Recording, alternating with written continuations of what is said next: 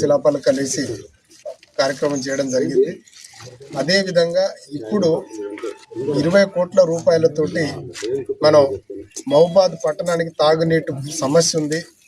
ఇంటింటికి నల్లలు కావాలి అని తీవ్ర ఇబ్బందులు అయితే నేను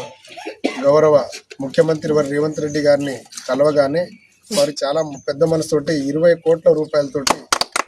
నిధులు కేవలం మంచినీటికి వారు అదనంగా ఏదైతే మనం అమృత్ 20 కింద కాకుండా మనకు స్పెషల్ ఫండ్ కిందనే మన 20 కోట్ల నిధులు విడుదల చేయడం, ఆ పని కూడా స్టార్ట్ అయింది. అదేవిధంగా ఇప్పుడు మున్సిపాలిటీ పరిధిలో వర్షాలు వచ్చినప్పుడు లోతట్టు ప్రాంతాలు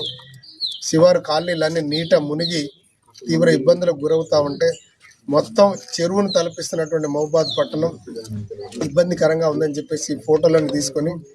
గౌరవ ముఖ్యమంత్రి వారు రేవంత్ రెడ్డి గారిని కలవగానే వారు చాలా సానుకూలంగా స్పందించి అన్ని మున్సిపాలిటీలకు 15 నుంచి 20 కోట్లు ఇస్తే మన మున్సిపాలిటీకి దాదాపు 60 కోట్ల రూపాయలు శాంక్షన్ చేయడం మామూలు విషయం.